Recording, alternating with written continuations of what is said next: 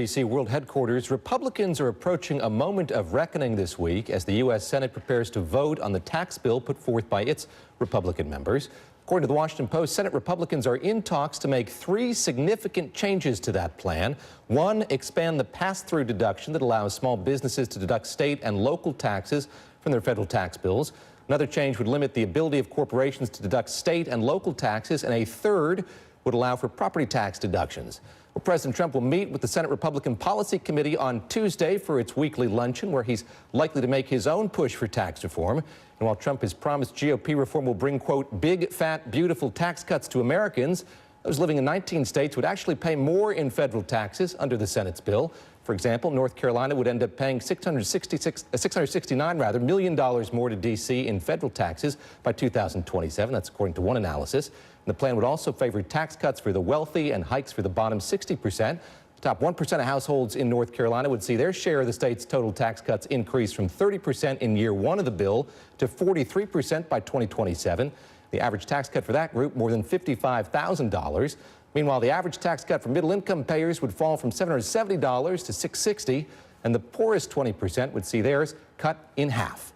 My next guest is a Republican congressman from North Carolina. He represents a district that includes Charlotte, and that's Congressman Robert Pittenger. Great to have you with us here tonight. Let me just have you react to that analysis, first of all, there. The analysis, this is going to cost North Carolinians in excess of $500 million more here over the course of a decade. Well, that's from stats that don't understand growth. Growth will build this economy. Frankly, the rest of the world is looking at what America's doing. And if we pass these tax cuts, and we will, they're going to go reduce their corporate taxes as well. Ireland now is set to reduce down to 8% because they understand competitive markets. You know, in North Carolina, we reduced our corporate and our individual rates 4 years ago. It's had a dramatic effect. Companies are coming back to North Carolina. We were the highest tax state in the Southeast. Now we're the lowest. And our growth has grown exponentially because we become competitive. And that's what's so important for this country and important for North Carolina. Frankly, the average North Carolinian will have a $2,100 rebate back because of these tax cuts. Is that by 2027, that stat you just said there? Yes, an annual rebate of $2,100. I think a lot of folks in Laurinburg or Lumberton, North Carolina, might be wondering here about the prospects for the kind of growth you described. There was an event at which Gary Cohn of the National Economic Council was speaking. He asked CEOs in attendance how many of them, in light of a tax cut, would be willing to hire more, to spend more, invest more in their businesses, and he was surprised by how few hands went up. When you look at where unemployment is in this country at this point, when you look at the value of many companies, are you at all worried here that the economy is going to get a little too hot? No, sir. I've been out of my district. I've got 8 counties going out east of Charlotte, and these are rural counties. These are poor counties, and the businesses out there, they're ready to expand. They are grateful to have this type of tax cut because they'll have more capital to expand. I've been in Anson County and Scotland County, Richmond County. These are very poor counties, but they've got some businesses there that will be able to expand and hire more people because of what we're doing. So this is going to be a good thing for North Carolina. I grew up in Orange County, so a few counties over from the county that you represent. But I know that higher education is incredibly important to North Carolina, and you've had the presidents of many universities and colleges writing to you and other lawmakers saying that they're worried about what this will mean for their enrollment or their ability to invest in infrastructure on higher education campuses. It has to do not just with folks going to college, the incentive to go to college, but also to drive that huge part of the North Carolina economy. What do you say to them about their concerns here that this is going to hurt higher education in North Carolina and other states?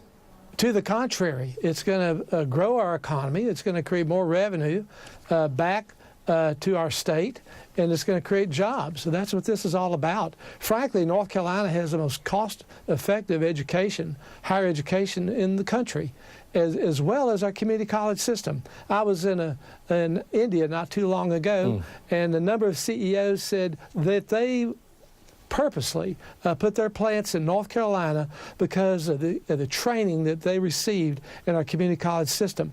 We have a great educational system in North Carolina, and it will expand because of what happens with these tax cuts and the revenue that will come back to our own coffers. Congressman, let me ask you lastly about the news about your colleague from Michigan, John Conyers, who's stepping aside as the ranking member of the House Judiciary Committee. He's doing that. He's not stepping down from Congress. Has he gone far enough there, and how confident are you that this is going to play out the way it should under the strictures of the Congress through the ethics process?